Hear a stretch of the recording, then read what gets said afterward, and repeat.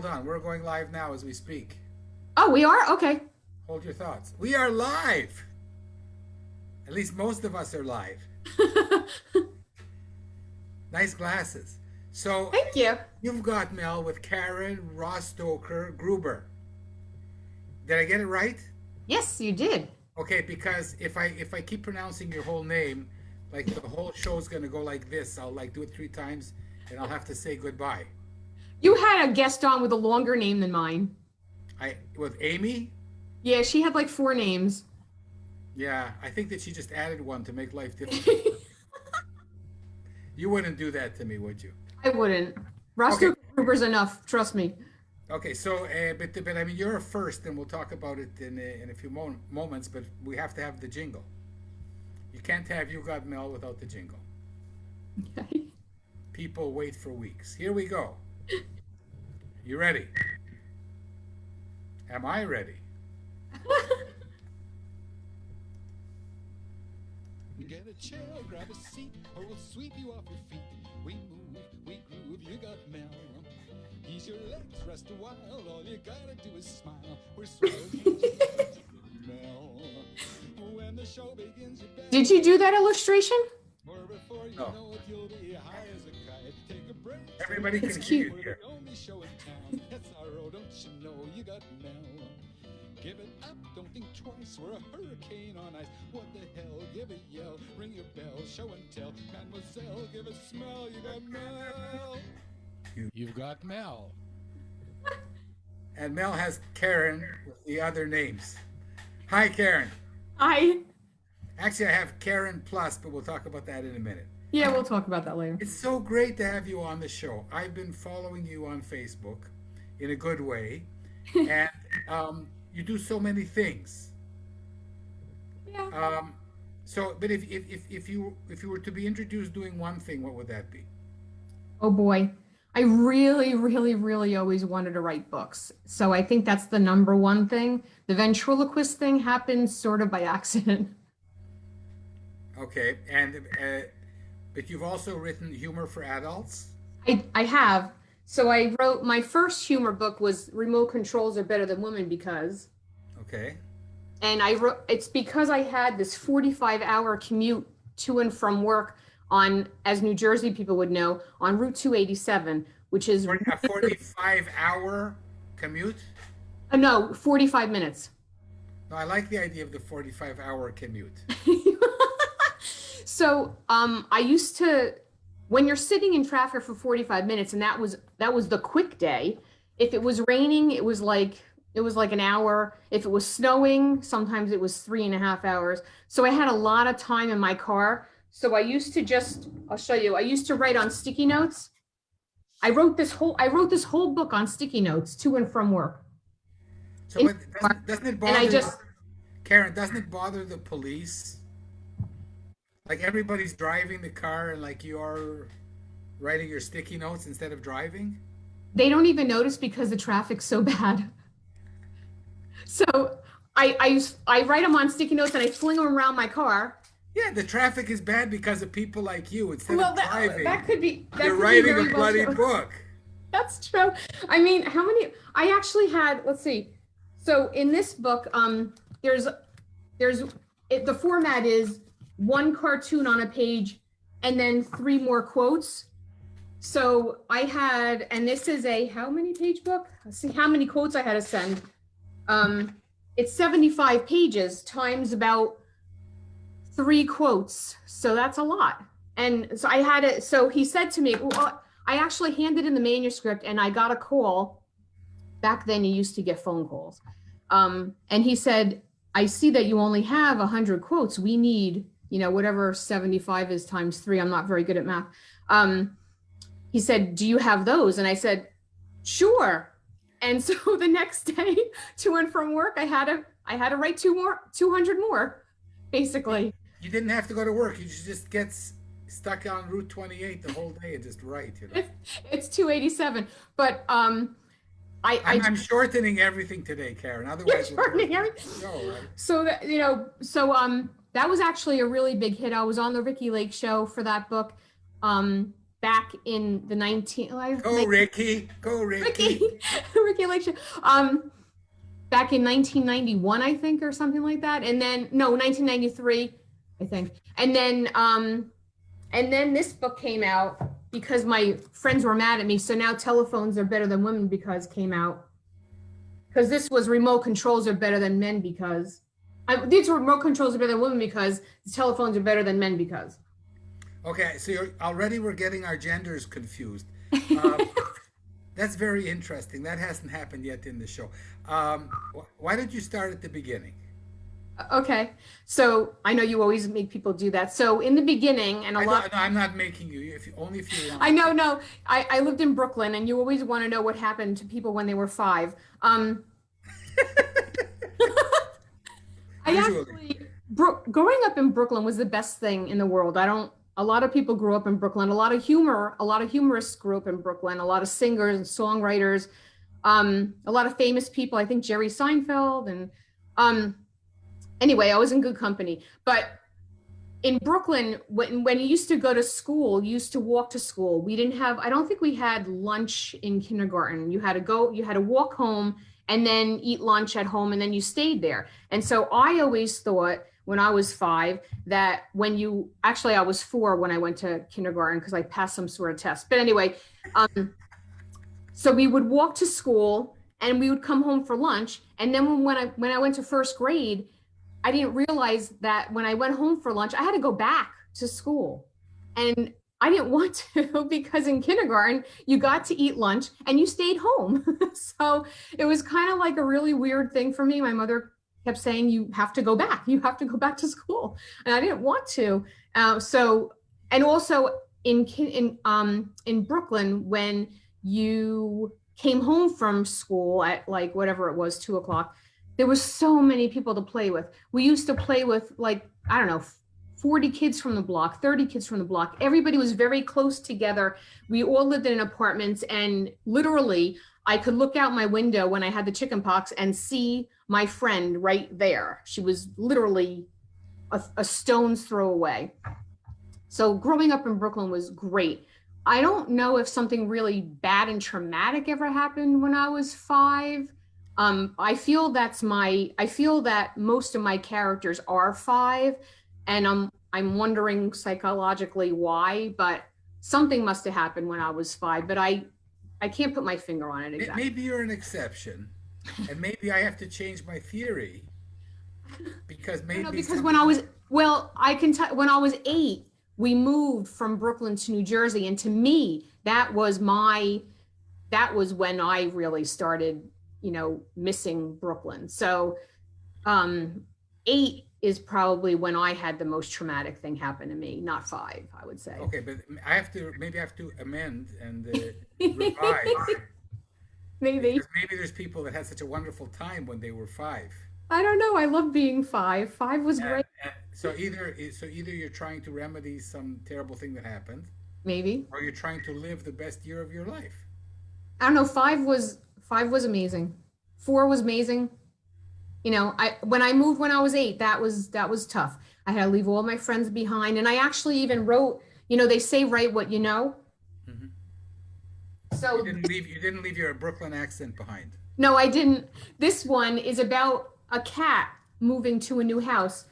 It's called Bandit, and it's from a cat's point of view. So I know that. My sister's a social worker, a licensed clinical social worker. And every time I come up with a book, she's like, I know why you did that one. Yeah, I have to. And I'm like, wait, why? Because I don't remember these things. And she's like, well, remember the day that, yada, yada. And I'm like, wow, I totally forgot about that. She's like, well, it's coming out in all your books. So it's interesting. I have to meet her now and talk about you. Oh, yeah, you might have to. So she actually knows why I write everything after I write it. So that's kind of funny. And then you went to high school, I'm assuming. I did go to high school. And then you didn't go to the Israeli army. What did you do? No, I did not. I do have cousins that live in Israel that are currently in the Israeli army and have been in the Israeli army. So, and I've been to Israel. I went to the Nahalal Moshav, and we never met. My cousins in Ramah HaSharon. So it's beautiful. It's a beautiful country. You're welcome to come visit anytime, Karen. Yeah, with COVID, yeah. So, do you fly with Maria? Sometimes. You have to buy her a ticket? What was that? You have to buy her a ticket? I don't have to buy her a ticket necessarily. She can Hide her in the like luggage. my what do they call it? What do they call those pets? The therapeutic pets that travel with you. Spouses. So she can be like my therapy dog, I guess you can say. Okay, and so what happened after high school? So, what happened after? So after high school, I wanted to be a writer and I wanted to work with puppets. But my mother said that there were no, how did she put it? There were no career paths at that time, back in the 1980s for being a children's book author or being a ventriloquist. And there really wasn't. So she took me to a place called What Color Is Your Parachute? And I took these tests. They were hours long, and it came up with graphic designer, speech therapist, forget what, art therapist, and a couple other therapies actually, which is really interesting. And also design type jobs. And I went to school for, I wanted to go to school for occupational therapy, but Hartford in Connecticut, it wasn't accredited. So I wound up going to Trenton State. It was called Trenton State College at the time. Now it's called the College of New Jersey. And they had art therapy, which was really fun. I loved art therapy. But then I was also in classes with people that were taking advertising. So everyone was taking sculpture and photography. We were all taking it at the same time. And I realized that was where I really wanted to be, which was marketing. So I'm not the best artist. I don't illustrate my own books, and there's a reason for that. But I liked coming up with slogans and things like that. So I sort of graduated with a graphic design degree after all Really? that. But then I interviewed with Sesame Street. I didn't get the job, but then I realized I really, really wanted to get back into children's book writing and ventriloquism. And they narrowed it down to 2 people, but I didn't get it. And that's okay. I like being called on the Kermit phone. The Kermit phone called me, which was really cool. And it was just a whole lot of fun. But so I realized when I was working in graphic design that I really on the side wanted to start getting back into writing. One second, but you didn't tell me when you started throwing your voice. Oh, actually, so I started doing that when, let's see. So my sister, who is this social worker, when she was born, I was 5. So when she Here was it comes. Here it comes. Here it comes. Okay. Okay. So that was a traumatic thing. Okay. So when she was 3, I started talking for everything for her. Her pillows, her dolls, her food, which is probably why she didn't like eating so much. I talked for her eggs. I talked for her blanket. And for the longest time, she actually really did think that everything spoke to her in her room. And, I thought that was kind of cool because I had that magic, where a little kid could look at me and wonder, how is this blanket talking? Or how is this egg talking? Or I'm a self-taught ventriloquist. So, I mean, well, who's going to teach you? I don't know. So remember. And the only way to study ventriloquism is from a dummy. Yeah, well, so remember a long time ago when we had those styrofoam things from McDonald's. I don't know, you had McDovitz there for a while in Israel. I don't know if you ever had McDonald's, but I don't eat that chazarai, but I know what you're talking about. Yeah. So back then, hamburgers came in these styrofoam sort of packages. So I used to take them and make them into puppets because the mouths would open and close. It had like a back, So I would just decorate with my mother's jewelry, which probably wasn't a good idea. I would go into my mother's jewelry box. Don't listen, Mom. And I would take her beads. She had these really cool beads on some of her jewelry, and they made really cool puppet eyes. So I would use the puppet eyes, and I would dress them up, and I started making my own puppets until my parents bought me what they called Willy Talk, which was a sort of like a string in the back where the mouth moved and you pulled. Yeah. But then one day, Willie had a fever, and I put a real thermometer down his throat, and he choked on it, and he never spoke again. And I never got another puppet again. I'm so sorry. Yeah, until I was older and could buy my own puppet. I thought you made puppets. I did. My parents bought me that puppet, but they told me they weren't going to buy me puppets anymore because I ruined Willy Talk. Did your parents come around eventually to your? Oh yeah, Your Michigas? Yeah, because now I make money doing that, right? I know that You sold like 250,000 books to Dolly Parton. Yes, I did. How did you do that?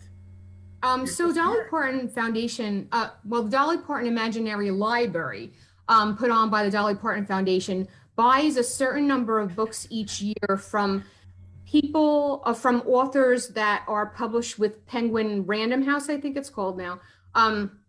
So at that time when this book came out, Rooster Can't Cock-a-Doodle-Doo, I haven't read the book, but the idea is brilliant. Thank you. So when that book came out, I think one year Dolly Parton, and I didn't know this, which was really, so I'll tell you about that in a second. They bought, I think it was 77,000 one year and 88,000 another year. Globally, Rooster Can't Cock-a-Doodle-Doo sold 250,000 copies, but that's with the Dolly Parton Imagination Library numbers in there, the 88,000 or something like that, and the 77 or whatever the numbers were, big numbers. So what they do is they send books to children from I think 0 to 8, they might do, and I think it's each month a child gets a hardcover book, and it used to come in a basket, I believe. Because actually, there was a picture that somebody sent me in a newspaper that Rooster Can't Cock-a-Doodle-Doo. They opened it, and inside this beautiful basket was my book, and I was so impressed. And I'm sure they put other things in there besides just one book, but that was the picture that I got. Now I didn't know that was happening, and then I got this really big check in the mail, and I was like, "What's this big check for?" And since I was in advertising and printing, I looked on my royalty statement, and there were 3 numbers. There was an ISBN number for the hardcover books, which I totally got. The ISBN number for the paperback books, which I understood. But then there was this third really strange number. And I'm like, what's that number? So instead of calling my editor, because I didn't want to look like I didn't know what was going on, I called the, I can't think of the word, the inventory, the distribution house where they would, take out the books. And I said, what is this ISBN number for? And they said, oh, that's exclusively for the Dolly Parton Imagination Library copies. Because they get a discount, That's incredible. So, yeah. So, you also have supported another theory of mine without even knowing. What is it? Which is that the people that come to writing children's books from different disciplines tend to do better. And you have all of these things that that interconnect. Right. The advertising, the ventriloquism, and your humor for adults. So I think that what everybody wants to know, I just say that I want to know, but everybody wants to know, is how did you break in? Like how did I break? Okay. An agent selling all these books, or did you just phone did you have a job, a dial? There's some story here that's missing somewhere. You're right. There's a story missing. Maybe Maria. Okay, so Maria came later, but I'll explain to you the process. So it was a lot easier for me to, I was always writing children's books. However, it was a lot easier for me to get into adult humor. So this book I sold, it came out of a slush pile at Longstreet Press. This sold because it was a sequel to the other book. One second. A slush pile you sent to find an agent or just to? So no. Okay, so a slush. They don't really have slush piles anymore. A slush pile a long time ago, like in the 1980s, when I was starting to send things out. I started to send things out in like 1988, I think, ish. And what would happen is it would be snail mail. So you would go to the library or you would go to the bookstore. You would take your book, find books that were similar to yours, and send to that publishing company. And I would always open up each book in the bookstore to see if they thanked their editor, to see if the author thanked their agent, and I would write specifically to that editor, usually not the agent, because those are hard. So smart. So then I would actually submit an actual manuscript in an envelope with a return address, and I would send it away to however many publishing companies I thought would want remote controls are better than women because, or telephones are better than men because, or whatever it is.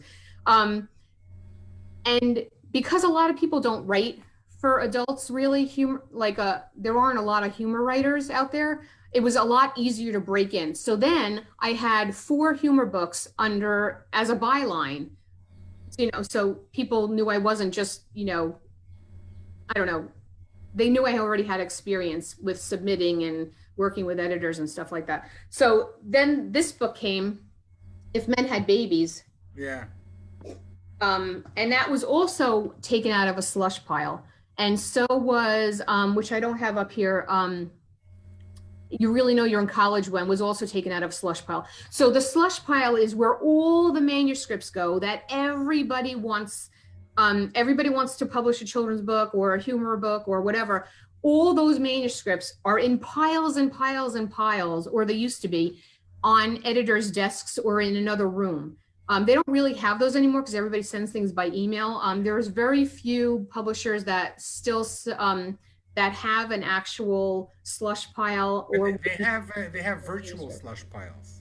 Now they have virtual slush piles. That's right, but this actually came out of actual slush piles. So then, one day, I still wanted to write children's books. It's really hard to break in to children's book writing.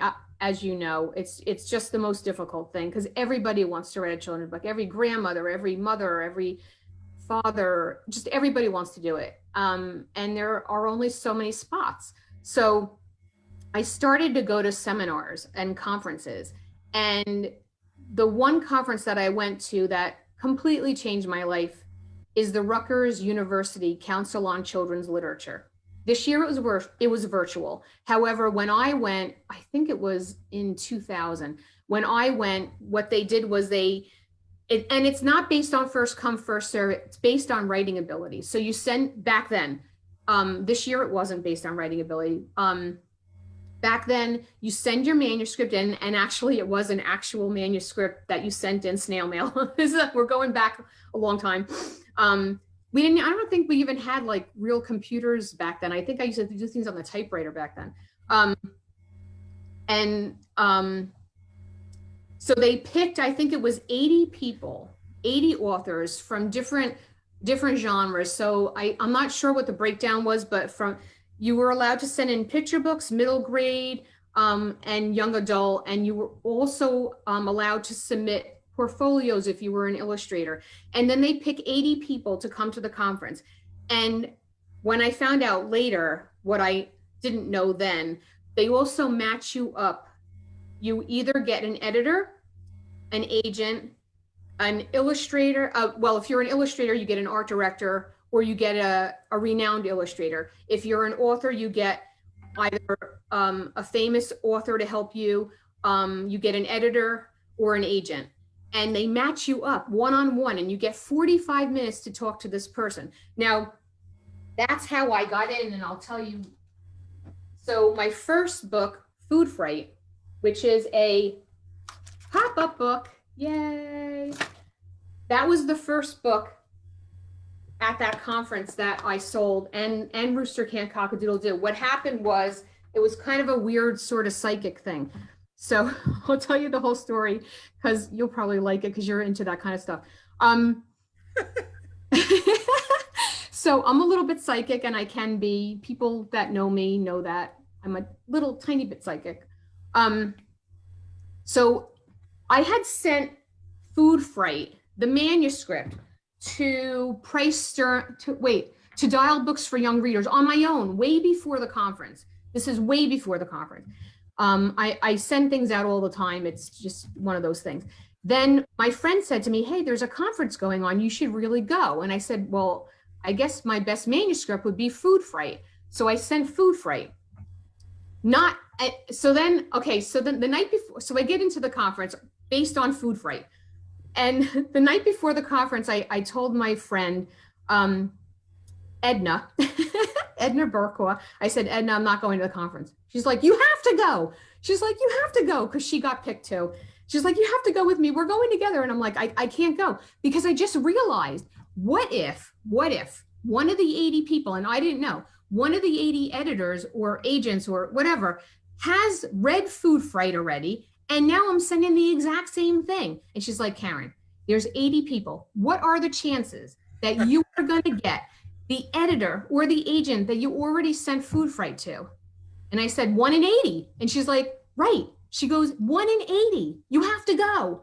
I'm like, all right, I'll go. But if I said to her, if I open that folder and I see that the person that I mean, what are the chances really? The editor that I get is the same editor that I sent food. I'll just die. And anyway, so she's like, Karen, it's a 1 in 80 chance. Okay.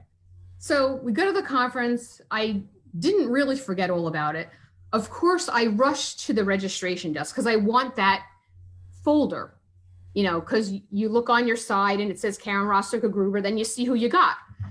So I rushed there, and then there's a breakfast first, because the editors are reading the manuscripts while the mentees are eating their breakfast. Because then you have a 45 session one-on-one with the person, and then they talk about your manuscript. Okay, so I'm at breakfast. I have my whatever bagel or whatever, which is not like a New York bagel at all. I open up my folder. I look at Karen Rostoker-Gruber, and I look down the side, and there it is, Karen Riskin, the very person I sent Food Fright to 3 months ago. So I said to Edna, Edna, she's like, you know what? She goes, don't worry about it. What if she likes it? Now that I haven't thought about. I didn't think about what if she liked it. I was always thinking about the negative. Positive psychology, dear. So I was like, oh, what if she likes it? Yeah. Then I started freaking out. So I was like, oh, what if she likes it? So anyway, so now the part at the Rutgers conference that really cracks me up is everybody has to walk around with a name tag. And you now have to find after the keynotes, is it the keynotes? No, there's like an introduction. So after the introduction of, I guess there's 160 people because it's 80 people plus the matchies, and then, all that kind of stuff. And you have to find your person now, and you have to sit there and just look at everybody's chest to see who your person is.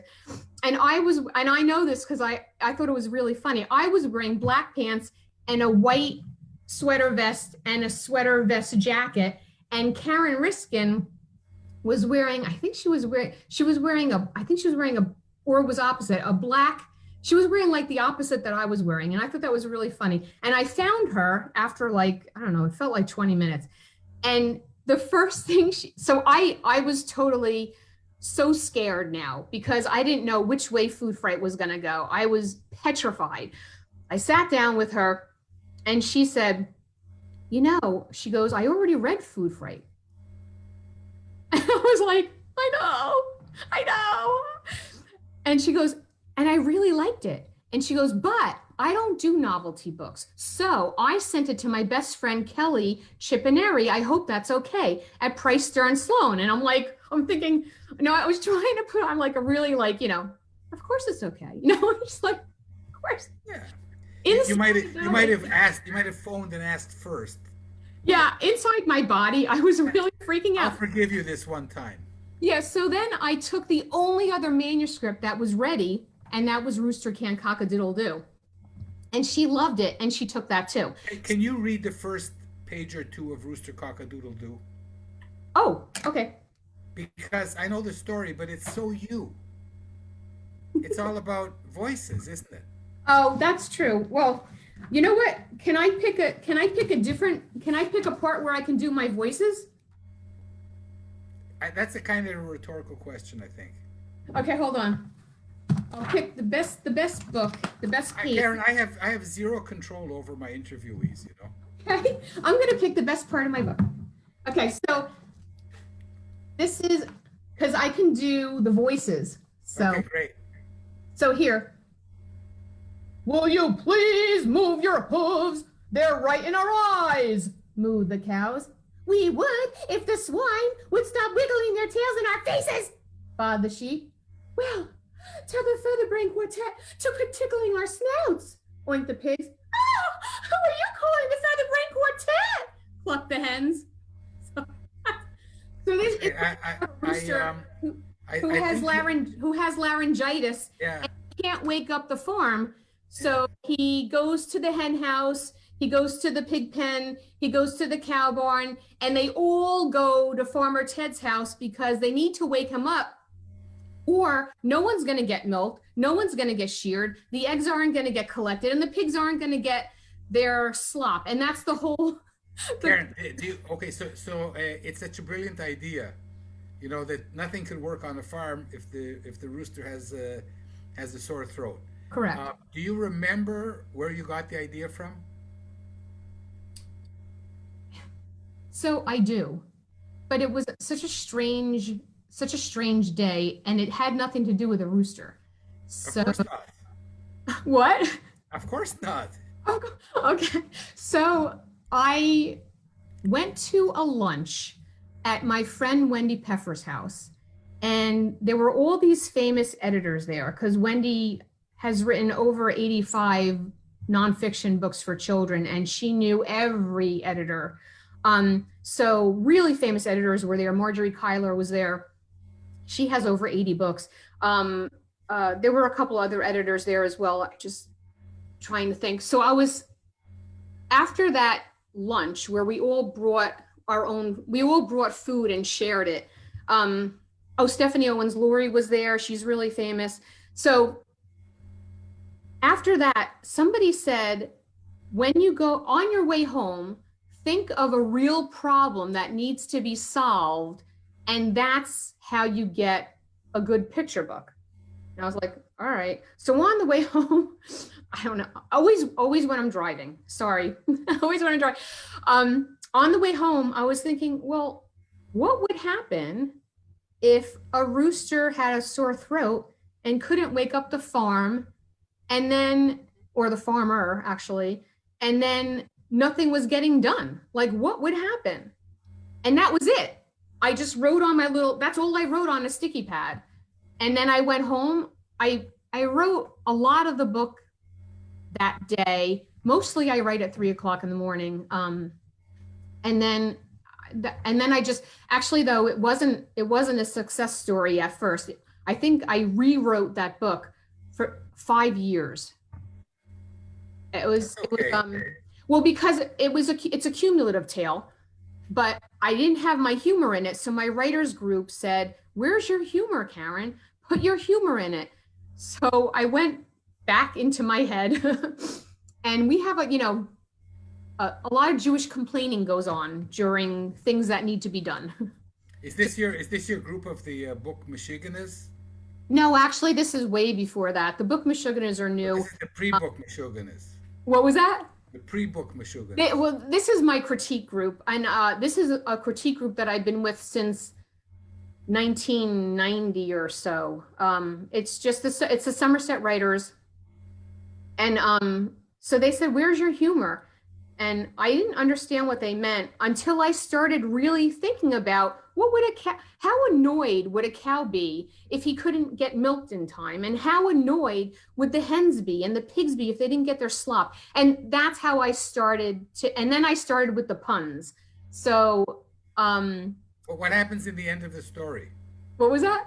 What happens in the end? Oh, so at the end of the story, well, a farmer gives Rooster tea and sits him over in a chair by the pond. So of course his throat, is feeling a lot better by the end of the day. So he cock-a-doodle-doos and everybody's like, pipe down, cluck the hens, and we're trying to get some sleep, milk the cows, said the cows, that kind of thing. Save it for the morning, that kind of thing. So they were glad that he got his cock-a-doodle-doo back, but they really were trying to sleep. Because apparently by the time he got his cock-a-doodle-doo back, it was bedtime. Because, and maybe that's the reason that I can't find an agent, because if I wrote that story, the farmer would have cooked him in a soup. I think that I need to learn a few things from you about finishing the story. I think that we've woken up Maria. What do you say? Right. Maybe. Let's see. Maria Mill wants to say hi. Hey Maria, did we wake you up, dear? Yeah, that's okay. I'm really sorry. I'm such a noisy interviewer. I wanted to say noisy. I'm that too. I can't believe you slept through that whole thing. I can sleep through anything. Well, there you go. Anything? Yeah. Like what? What's the worst thing you've slept through? Lightning, Wow. thunder. Thunder, that happens after lightning, yeah? What else happens over here? Oh, airplanes. That doesn't bother you a bit? Do you get to fly in airplanes? I did. You did. What happened? You didn't get sick or anything. No, I keep Karen company. Yeah, but did you sit with her on the airplane? Yeah. Did she get nervous?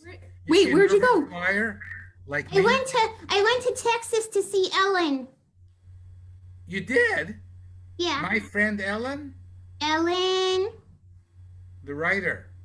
Leventhal. Wow. Yeah. And did you have a good time with her? Yeah, she's fun. Well, Did she feed you? invited us to the JCC in Houston, Maria and I, right, Maria? Did they feed you chicken soup? No, I ate my plastic donut. Ah, you eat plastic donuts? Yeah, they're good. So is Karen a vegetarian? No, but she doesn't eat plastic. No. So what are you? Are you a plasticarian or something? Yeah, you could say that. I just did. And it is my show. So what do you eat other than donuts? Croissants. Croissants, and they're also plastic? Yes, they are. And nothing made out of paper or wood? No, you can eat paper. I can eat paper and clay. And so tell me something about Karen that didn't come out in our interview. Tell me some secret. Just between the you two want of us. a secret? Hmm? Oh, don't tell them secrets, Maria. Uh-oh. You're only 5, She doesn't like flying. just like me. Yeah. So how do you help make her calm during flying? I talk to her. You talk to her? I hold her hand. You hold her hand, Yeah. and that relaxes her? Yeah. You know what? I'm not a ventriloquist, so I can't bring. I have flown with dummies, but sorry. You can bring a therapy dog. I have something better than a therapy dog. What do you have? It's called gin and tonic. Oh. He drinks. Oh. Maria, no, just a little bit. Karen doesn't drink. She doesn't drink alcohol at all? Does she have any vices that you want to tell us about? Chocolate. She's a chocolate-holic? Yeah, I like chocolate. What kind of chocolate does she like? Well, I used to like, what did I used to like? Snickers. But I can't eat them now Yeah, she can't. Why not? because they have milk in them. But you know, Oh, tell Karen that there's such a thing as parve chocolate. Yeah, you know what's really good? Those jelly rings. Hey, dear, I'm speaking to Maria here. You know, Oh, I'm sorry. she likes jelly rings.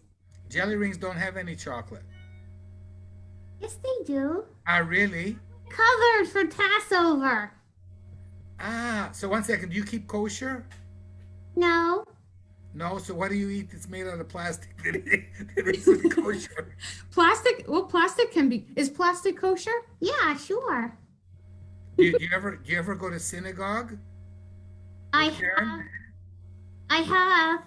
Do you sit like in the woman's part or in the dummy's part? No. Oh, I sit in the kids' part now. Oh, and then so you sit in the kids' part with the other kids? Yeah. But you told me that you've been 5 years old for the past 15 years. Yeah. How do you So get away with that?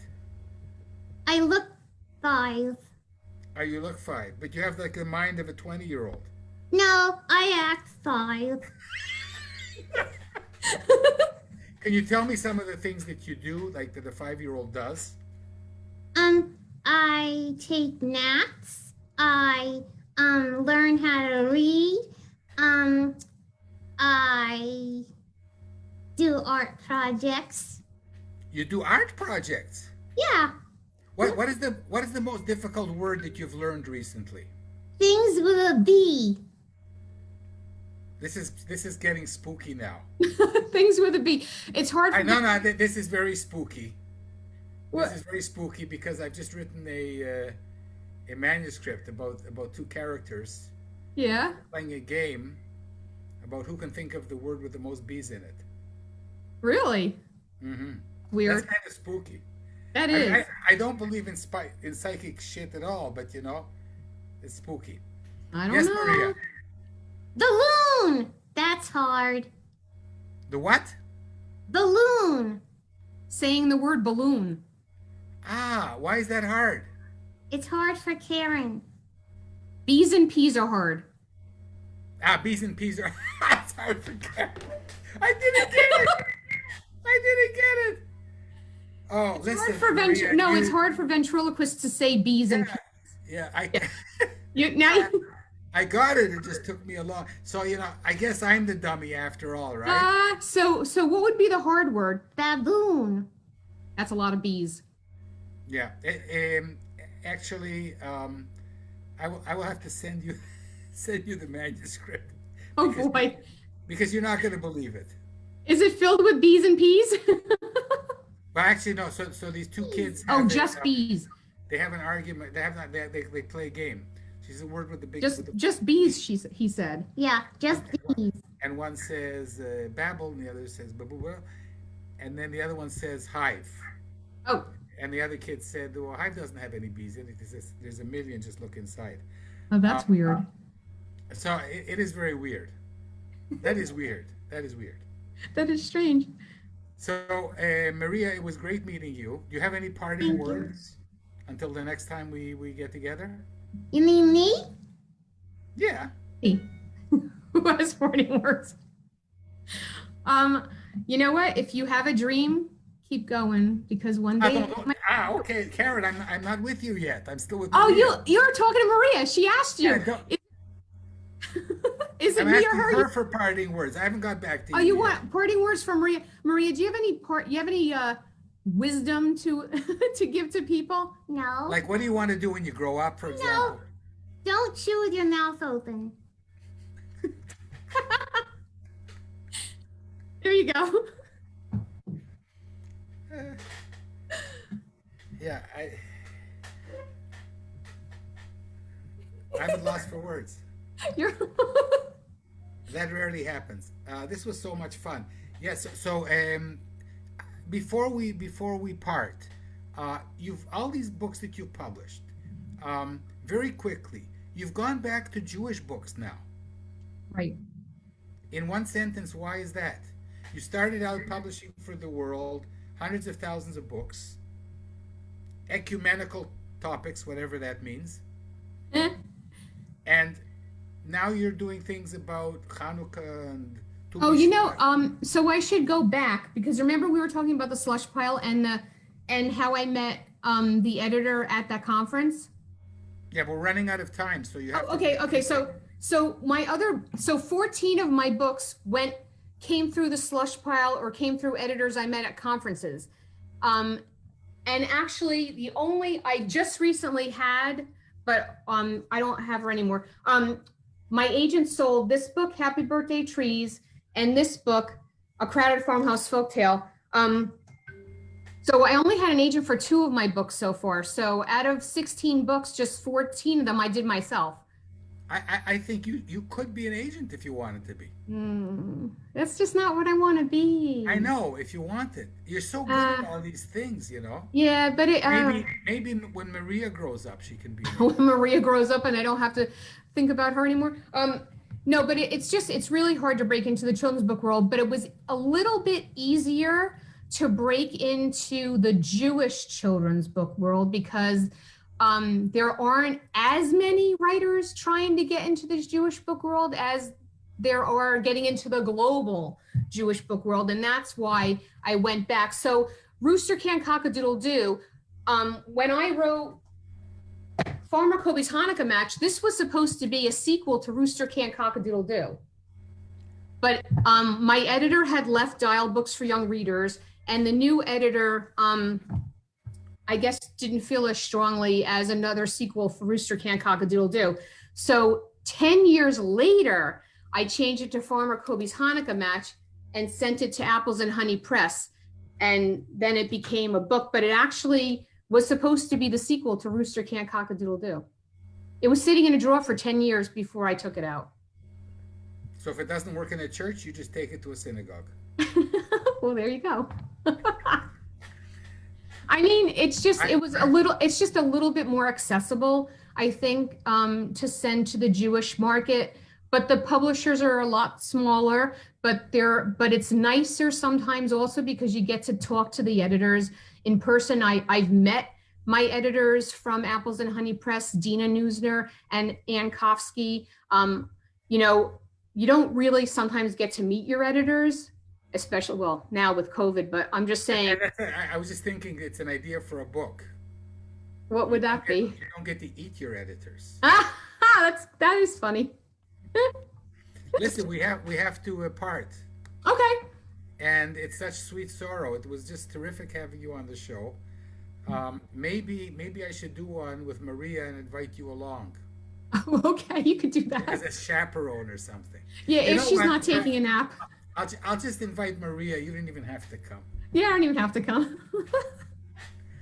This was so incredible. Thank you for having me on your show. Okay, we have 1 more minute if you want to sing a Beatles song.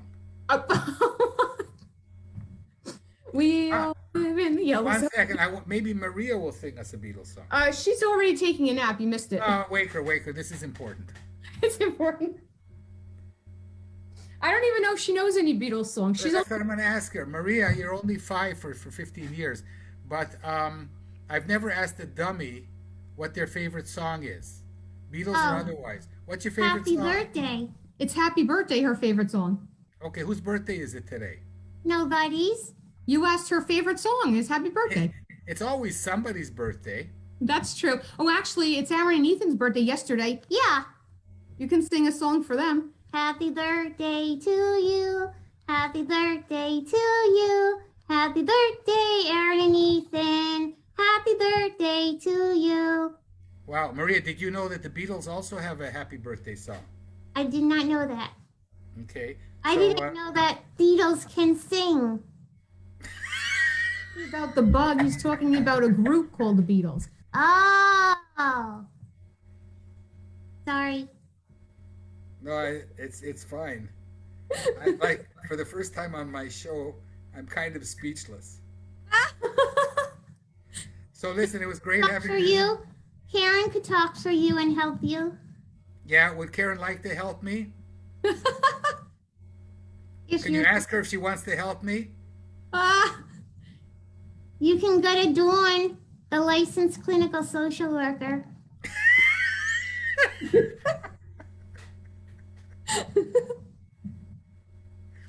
Okay, this is too much for me. Uh, Karen and Maria, it was great having you on You've Got Mel. And if you want to come on again in a couple of months, uh, just send me a letter to my slush pile and I'll consider it. Oh, okay. And I'm sure it will get read in your slush pile. Thanks a million. It was great. Bye. I mean, Thanks for having us. if there's anybody in the world who didn't understand why you are such a talented and successful writer, they sure do now. Aw, thanks. Thanks Bye. a million. Bye.